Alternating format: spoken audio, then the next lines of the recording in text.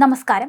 രമേഷ് പിഷാരടിയും സംഘടനയുടെ പ്രസിഡന്റ് ശ്വേതാ മേനോനും തമ്മിലുള്ള ഫോൺ സംഭാഷണം പുറത്തുവന്ന സംഭവത്തിൽ ശ്വേതയ്ക്കെതിരെ രൂക്ഷ വിമർശനവുമായി നടി ഉഷാ ഹസീന രംഗത്ത് വന്നു.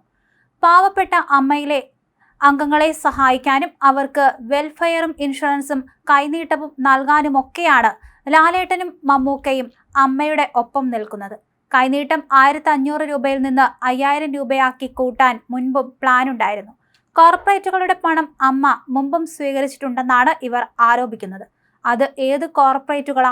അമ്മ ആകെ മഴവിൽ മനോരമയുടെ ഷോ നടത്തി പൈസ സമാഹരിച്ചിട്ടുണ്ടെന്നല്ലാതെ ഈ 31 വർഷത്തിന്റെ ഇടയ്ക്ക് വേറെ ഏത് കോർപ്പറേറ്റുകളുടെ കയ്യിൽ നിന്നാണ് പണം വാങ്ങിയിട്ടുള്ളതെന്ന് ഇവർ തെളിയിക്കണം.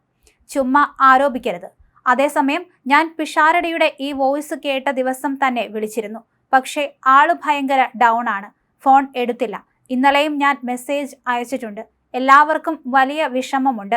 ഇത്രയും വലിയൊരു ക്രൂരത അവർ കാണിക്കാൻ പാടില്ലായിരുന്നു. പിഷാരടി ഒരു പ്രശ്നത്തിലും ഇല്ലായിരുന്നു. ഇത് രമ്യതയിൽ പരിഹരിക്കാൻ വേണ്ടി വന്ന ഒരു മനുഷ്യനെ കുടുക്കി പൊതുജനങ്ങളുടെ മുൻപിൽ നാണം കെടുത്തി. പിഷാരടി ജയിച്ചപ്പോൾ ഉമ്മ കൊടുക്കുന്ന പടമാണ് ഇവർ പങ്കുവച്ചത്. സിനിമാ താരവും നിലവിൽ പാലക്കാട് മണ്ഡലത്തിൽ നിന്നുള്ള MLAയുമായ രമേഷ് പിഷാരടിയും പ്രശസ്ത നടി ശ്വേതാ മേനോനും തമ്മിലുള്ള സ്വകാര്യ ടെലിഫോൺ സംഭാഷണം പുറത്തായതോടെയാണ് ഇത്തരത്തിൽ പ്രതികരണവുമായി ഉഷാ ഹസീനയും രംഗത്ത് വന്നത്. ഇത് വലിയ രീതിയിൽ സോഷ്യൽ മീഡിയയിലും വലിയ വിവാദമായി മാറിയിരുന്നു.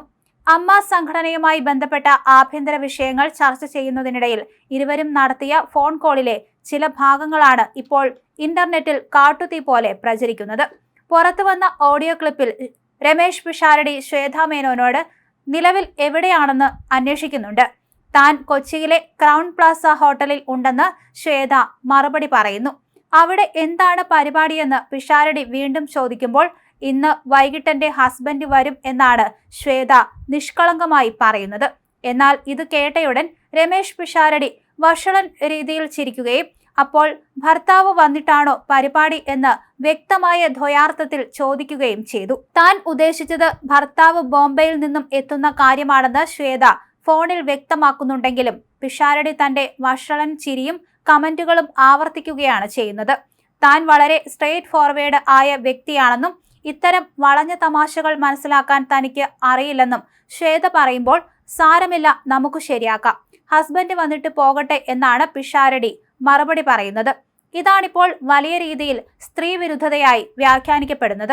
ഓഡിയോ ക്ലിപ്പ് പുറത്തു വന്നതോടെ പിഷാരടിക്കെതിരെ ഇടതുപക്ഷ അനുഭാവികളും ഫെമിനിസ്റ്റ് ഗ്രൂപ്പുകളും കടുത്ത സൈബർ ആക്രമണവുമായി രംഗത്ത് വന്നിട്ടുണ്ട്.